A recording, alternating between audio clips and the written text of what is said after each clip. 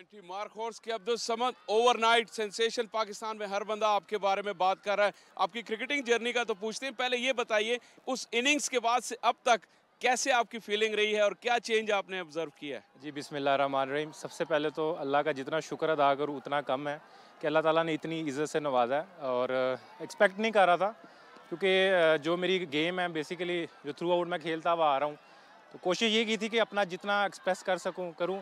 लेकिन वो अल्लाह की तरफ से इतनी अच्छी इनिंग्स हो गई कि टीम ने जिस तरह मुझे मैसेज दिया था वो अंडर 300 रन्स का कहा था। लेकिन जब मैंने अंदर जाके थोड़ी सी चीज़ें असेस की तो मुझे अपनी एबिलिटी में लगा कि यार मैं कर सकता हूँ। तो जैसे फ्लो बना तो कोशिश की फिनिश करके जाऊँ जितने ओवर्स भी मिले। और क्रिकेट तो आप जो है काफ़ी अरसे से खेल रहे हैं, कम्पिटिटिव क्रिकेट आपका लिस्ट ए का डेब्यू 2016 का है।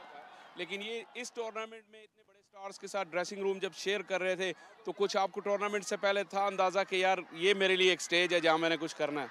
बेसिकली स्ट्रगल तो काफ़ी अरसे से चल रही थी, 2016 से आपने जैसे बताया। मेरी बेसिकली जो मेरी बुनियाद है वो कंबाइंड क्रिकेट क्लब से है। राना ज़हीर अहमद साहब हैं, तो उधर से अभी लास्ट जो पीसीबी की चैंपियनशिप उसमें मैं एज अ कैप्टन खेल रहा था क्लब क्रिकेट भी।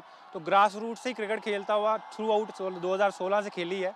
तो उसका बड़ा बेनिफिट हुआ कि क्लब को चैंपियन तक लेके गया, चैंपियन बनाया। उसके बाद अब ये स्टेज थी, तो क्रिकेट तो मैं खेल रहा था, लेकिन इस स्टेज तक आने के लिए पीछे बड़ी स्ट्रगल थी।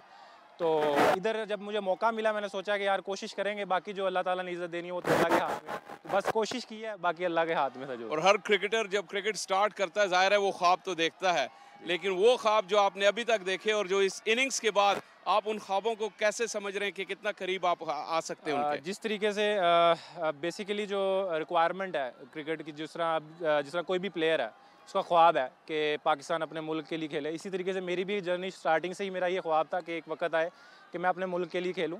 तो इंशाल्लाह जितनी जितनी कोशिशें चलती रहेंगी, इस तरह के एफर्ट्स करता रहूं और परफॉर्मेंसेस देता रहूं, ताकि अभी जो मैंने चीज़ें देखी हुई हैं कुछ फैमिलीज़ के अंदर भी चीज़ें मेरे तक पहुंची हैं, तो उसमें यही मैं सबके लिए कहूँगा कि अभी एक दो इनिंग्सें अभी इतनी जल्दी थोड़ा सब कुछ अचीव नहीं होता इंसान को। तो मुझे इस चीज़ का आइडिया है, कोशिश करूँगा कि जो जो भी कंटिन्यू जिस तरीके से मुझे मौका मिला है उसको कंटिन्यू रखूँ। मैंने ये पूछना था कि ज़ाहिर है कि इस एक इनिंग्स के बाद अब तवक्कुआत बढ़ गई हैं आपसे। हर आप जब बैटिंग करने जाएंगे तो पूरा पाकिस्तान आपको देख रहा होगा। उस प्रेशर को हैंडल करने का कुछ सोचा है कि कैसे करेंगे? जी देखें, हर प्लेयर का यही चीज़ होती है कि ये जब चीज़ आए तो उसको जितना अच्छा मैनेज किया जाए, तो कोशिश होगी कि मैनेज अच्छे तरीके से हो।